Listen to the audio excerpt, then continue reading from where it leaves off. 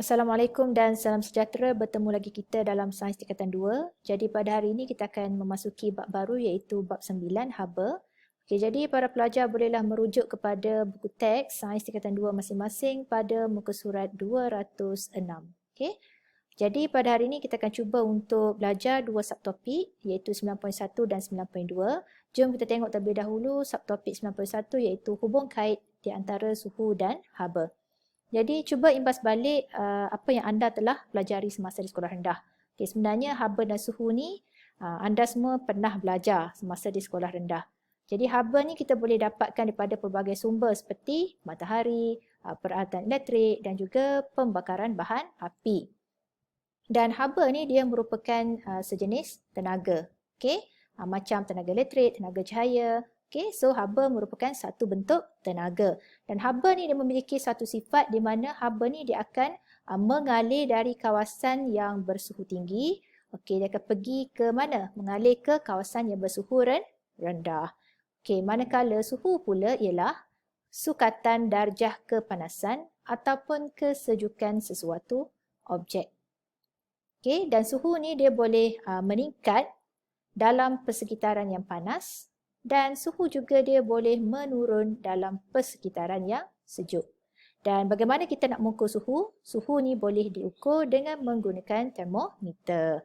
Okey, jom kita tengok contoh pada dua gambar ini yang menunjukkan bahawa suhu tu berubah, suhu sesuatu objek berubah mengikut persekitaran. Contohnya, bila kita panaskan air, kita dapati suhu air itu akan meningkat. Okey, dan apabila kita letakkan cube ais di sekeliling botol seperti macam dalam gambar ni, kita dapati bahawa suhu botol jus ni akan menurun. Ini jelas menunjukkan kepada kita bahawa suhu boleh berubah mengikut persekitarannya. Okey, jadi adakah haba dan suhu ni merupakan benda yang sama? Okey, so tengok dekat sini.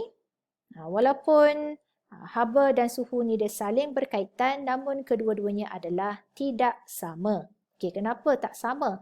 Okey, sebab haba dia merupakan suatu bentuk tenaga. Okey, tetapi suhu dia adalah darjah kepanasan atau darjah kesejukan sesuatu objek. Haba boleh diukur. Okay, kita ukur haba dalam unit joule. Sama macam kita nak ukur tenaga kimia dalam makanan ataupun tenaga elektrik, dia diukur menggunakan unit joule. Manakala untuk suhu, dia diukur dalam darjah Celsius ataupun Kelvin. Okey, kuantiti haba, dia akan bergantung kepada jenis bahan, kuantiti bahan dan juga suhu. Tetapi suhu, dia bergantung kepada darjah pergerakan zarah-zarah di dalam suatu bahan. Okey, nanti kita akan tengok adakah apabila darjah pergerakan zarah-zarah dalam satu bahan itu meningkat, suhu akan meningkat. Adakah apabila darjah pergerakan zarah-zarah dalam satu bahan itu menurun, maka suhu akan menurun. So, kita akan tengok sekejap lagi. Okey, jelas? Okey, baik. Seterusnya kita akan masuk kepada subtopik 9.2 iaitu pengaliran haba dan keseimbangan terma. Okey, jadi tadi kita tahu bahawa haba dia akan mengalir dari suatu objek yang panas ke suatu objek yang sejuk. Kita ambil contoh aiskrim macam dalam gambar ni, jika kita biarkan pada suhu bilik maka aiskrim ini dia akan mencair. Kenapa aiskrim ini cair? Kerana aiskrim ini menyerap haba. Okey, haba di persekitaran aiskrim tu adalah lebih panas, kan? Persekitaran aiskrim tu adalah lebih panas berbanding aiskrim tu, maka haba daripada persekitaran tu akan diserap oleh aiskrim ni tadi dan aiskrim akan cair. Okay, perkara yang sama juga akan berlaku kepada cerik panas. Sekiranya kita biarkan cerik panas tu pada suhu bilik, maka haba pada cerik panas tu akan dibebaskan ke persekitaran. Maka cerik tu tadi akan jadi lebih sejuk berbanding yang awalnya. Jadi bagaimanakah cara haba ni dialihkan? Okey, haba boleh dialihkan dalam 3 cara, iaitu yang pertama adalah konduksi, yang kedua ialah perolakan dan yang ketiga ialah secara sinaran. Okey, mari kita tengok aktiviti 9.1 untuk kita lebih faham. Okey, bagaimana cara haba mengalir. Okey, jadi kalau dekat sekolah kita boleh buat eksperimen ini di mana kita menggunakan rod cuprum yang telah dilekatkan dengan paku tekan. Paku tekan ni kita lekatkan menggunakan lilin. Okey, lepas kita dah susun seperti dalam gambar rajah ni, okey, kita panaskan hujung rod cuprum, okey, menggunakan pelindung Bunsen dan kita akan perhatikan kepada paku tekan. Apa yang akan berlaku? Kita akan tengok paku tekan K ni akan jatuh. Okey, kenapa paku tekan K jatuh? Okey, ini menunjukkan bahawa haba daripada hujung cuprum ni telah dialirkan. Okey, bila dia sampai kat K, maka haba tu telah mencairkan lilin dan menyebabkan paku K jatuh. Dan seterusnya, perkara yang sama akan berlaku kepada paku tekan L dan juga paku tekan M. Dan akhirnya keseluruhan rod cuprum ni akan menjadi panas. Ini menunjukkan bahawa dalam medium pepejal, sebab rod cuprum ni ialah pepejal, haba boleh mengalir secara konduksi. Dan seterusnya kita juga boleh buat aktiviti seperti dalam gambar rajah ni di mana kita menggunakan hablo kalium permanganat, kita letakkan dalam bikar yang diisi dengan air dan kita panaskan dan kita perhatikan pada pergerakan warna kalium permanganat ini dan kita dapati warna tu bergerak seolah-olah dalam bentuk putaran begini. So ini kita panggil sebagai apa? Ini adalah arus perolakan. Jadi kita boleh faham dalam medium cecair, sebab ni adalah air. Air ni adalah cecair ataupun medium berdalur. Haba boleh mengalir dalam secara perolakan. Samalah juga seperti seperti ni. Kita gunakan colok berbara, so dia akan keluarkan asap. Kita ambil beaker, kita bahagikan dengan dua bahagian macam ni menggunakan kabat bentuk T. Sebelah kita letak colok berbara dan sebelah kita letakkan lilin yang menyala. So apa yang berlaku, kita dapati bahawa pergerakan asap colok berbara tu seperti yang cikgu lukis ni. So kenapa ini berlaku? Ini juga kita panggil sebagai perolakan. Dan kita juga boleh menggunakan peralatan seperti dalam rajah ni, di mana kita menggunakan pump untuk menyedut keluar udara yang ada dalam balang kaca ni, dan bila kita nyalakan lampu selepas 10 minit kita cuba pegang dan kita dapati bahawa balang kaca ni terasa panas. So kita telah mewujudkan keadaan vacuum. Vacuum kat sini maksudnya tiada udara. Tiada zarah-zarah gas. So keadaan ini kita panggil sebagai apa? Pemilihan haba ni adalah secara sinaran. Seterusnya. Kita akan tengok apakah itu yang dimaksudkan dengan konduksi. Konduksi ni ialah proses pengaliran haba dari kawasan panas ke kawasan sejuk melalui medium pepejal seperti yang berlaku pada rod karbon itu tadi. So bagaimana tenaga haba tu dialirkan ialah apabila zarah menerima tenaga haba, dia akan bergetar dan dia akan berlanggar di antara satu sama lain dengan lebih kerap. Seterusnya haba dipindahkan ke seluruh medium. Macam dalam gambar ni, bila kita panaskan hujung rod cuprum tadi, maka molekul pepejal kat situ, molekul cuprum kat situ akan bergetar sebab dia dah terima tenaga haba kan. Bila dia bergetar, dia akan melanggar dengan molekul bersebelahan dengannya. Maka tenaga haba pun dipindahkan. Dan apabila molekul ini bergetar, dia akan melanggar molekul bersebelahan dengannya dan getaran yang lebih kerak tu tadi akan menyebabkan tenaga haba tu dipindahkan ke seluruh rod cuprum. Maka ini kita panggil sebagai konduksi. Kemudian kita tengok lagi. Kalau dalam bendalur, kalau di dalam bendalur iaitu cecair dan gas,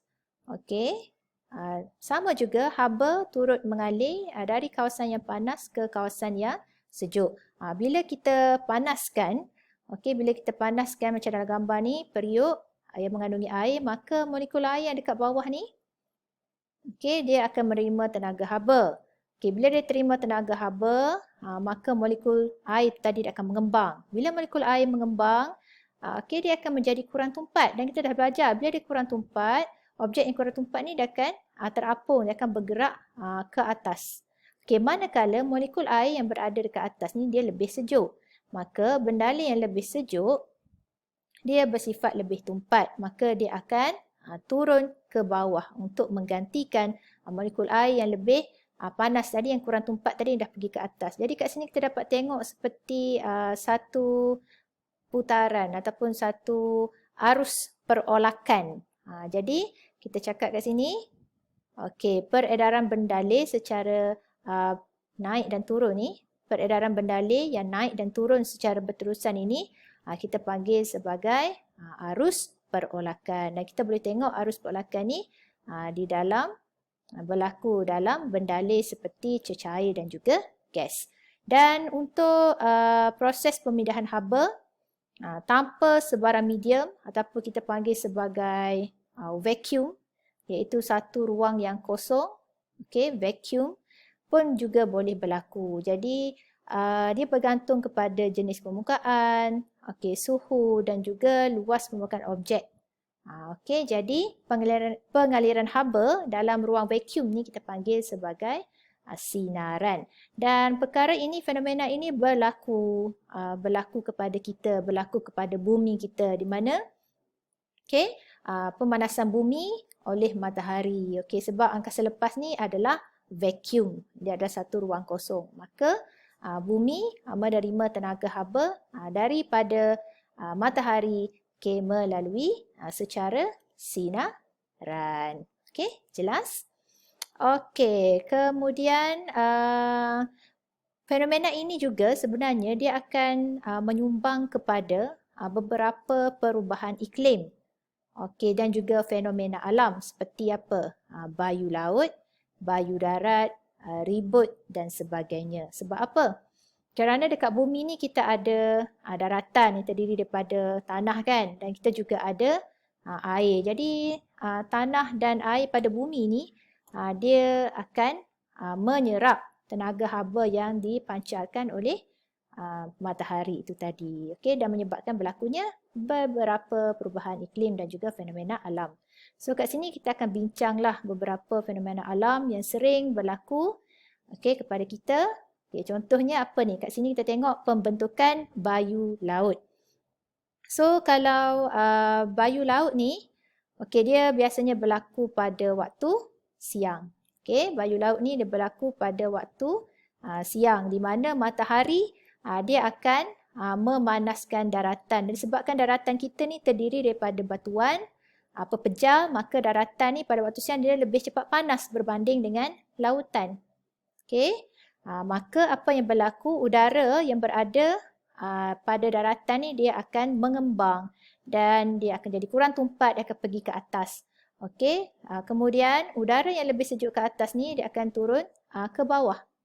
Dan dia akan bergerak ke daratan untuk menggantikan udara panas yang telah naik ke atas. So kat sini kita dapat tengok berlakunya perolakan. Berlakunya perolakan, proses perolakan yang telah menyebabkan pembentukan bayu laut. Iaitu angin yang datang dari laut.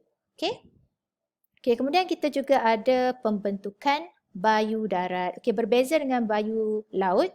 So bayu darat ni dia berlaku pada waktu malam, di mana daratan yang terdiri daripada batuan tadi, pepejal tadi, dia lebih cepat sejuk. Manakala lautan yang terdiri daripada air ni dia lambat panas, tapi bila dah panas dia lambat nak sejuk balik. Jadi apa yang berlaku, udara panas dekat lautan tu dia akan bergerak ke atas sebab udara yang panas tu dia kurang tumpat. Maka udara yang sejuk dekat atas ni akan turun ke bawah sebab daratan adalah lebih sejuk dan akan bergerak ke laut lah untuk menggantikan udara panas yang telah naik ke atas. Proses ini juga adalah proses perolakan. Di mana udara sejuk yang lebih tumpat dari darat bergerak ke laut dan menghasilkan bayu darat, iaitu angin yang datang dari darat pergi ke laut.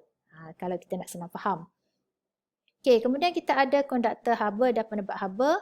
Okey, so konduktor haba adalah konduktor haba adalah bahan yang boleh mengalirkan haba. Okey, seterusnya kita akan pergi kepada konduktor haba dan penebat haba. Okey, konduktor haba ni ialah bahan yang boleh mengalirkan haba. Contohnya seperti merkuri yang ada dalam termometer makmal. Jadi, merkuri ni ialah satu konduktor haba yang sangat baik kerana ia boleh mengesan perubahan suhu dengan cepat. Okey, kemudian kita tengok pada dasar kuali. Biasanya dasar kuali ni diperbuat daripada logam. Kenapa? Supaya ia dapat mengalirkan haba kepada makanan dengan cepat. Okey, kemudian kita tengok juga tapak serta reka kita. Okey, tapak reka yang kita guna untuk sereka baju tu biasanya diperbuat daripada logam. Kerana logam dia boleh mengkonduksikan haba, boleh mengalirkan haba supaya kain dapat digosok dengan cepat. Okey, bagaimana pula dengan penebat? Okey, penebat haba merupakan bahan yang boleh menghalang pengaliran haba. Okey, contoh penebat haba dalam kehidupan kita, sarung tangan ketuhar yang biasa mak kita gunakan.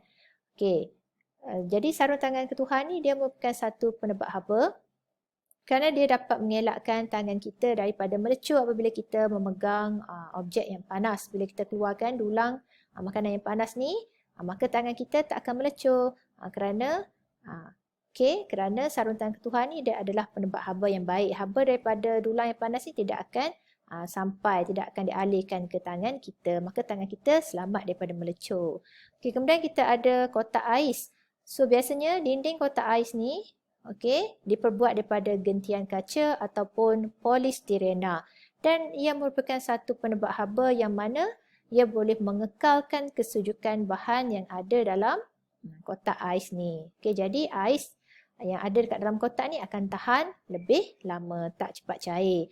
Kemudian kita juga ada peralatan dapur yang diperbuat daripada kayu. Okey, jadi peralatan dapur seperti sudip kayu, dapat menghalang haba daripada mengalir ke tangan kita apabila kita memasak. Okey, itu adalah beberapa contoh konduktor haba dan juga penebat haba dalam kehidupan kita. Okey, so kita boleh lakukan aktiviti ini. Okey, di mana kita sediakan 4 kelalang dasar rata. Okey, yang mana kita labelkan dengan K, L, M, N. K kita biarkan tidak dibalut. Okey, untuk kelalang L kita balut dengan kapas. Kelalang M kita balut dengan kain fel. Okey, dan kelalang N kita balut dengan kerajang aluminium. Okey, jadi kita boleh isikan air yang sama suhu ke dalam keempat-empat kelalang ini, dan selepas 10 minit kita catatkan suhu akhir dan kita dapati bahawa di antara 4 kelalang ni kelalang N memiliki suhu yang paling rendah. Okey, kenapa? Sebab kerajang aluminium adalah konduktor haba. Dia boleh mengalirkan haba bebas ke persekitaran. Okey, manakala kain felt dan kapas merupakan penebat, maka ia menghalang haba daripada terbebas ke persekitaran dan mengekalkan haba yang ada di dalam ini. Okey, jadi kita dapati bacaan air yang berada dalam kelalang L dan M ni adalah lebih kurang sama macam suhu awal air tadi. Maka kita dapat buat kesimpulan kapas dan juga kain felt merupakan penebat haba yang baik. Okey, manakala kerajang aluminium adalah konduktor haba. Okey, sekarang kita akan cuba memahami apakah yang dimaksudkan dengan keseimbangan terma. Jadi sekiranya kita ada 2 objek, dan 2 objek tu berada dalam sentuhan terma, jadi objek-objek itu tadi akan memindahkan tenaga di antara satu sama lain lah. Biasanya tenaga haba tu dipindahkan daripada objek yang bersuhu tinggi kepada objek yang bersuhu rendah. Dan apabila pemindahan tenaga haba antara 2 objek tadi adalah sifar, maka kita katakan objek itu telah berada dalam keseimbangan terma. Macam mana kita nak tahu objek tu telah berada dalam keseimbangan terma? Apabila kedua-dua objek tadi memiliki suhu yang sama. Kan awal-awal tadi satu objek panas, satu objek sejuk kan. Jadi bila mereka bersentuh maka berlakulah pengaliran haba daripada objek yang panas kepada objek yang lebih sejuk. Dan apabila pemindahan haba tu adalah sifar, okey, maka kita katalah objek tadi berada dalam keseimbangan terma dan bila dia seimbang, dia akan memiliki suhu yang sama. Okey, jelas? Okey, baik. Maka tamatlah sudah pembelajaran kita pada hari ini. Okey, sila buat latihan dan bincangkannya bersama-sama dengan rakan-rakan dan juga guru anda. Okey, selamat berjaya dan selamat belajar. Terima kasih.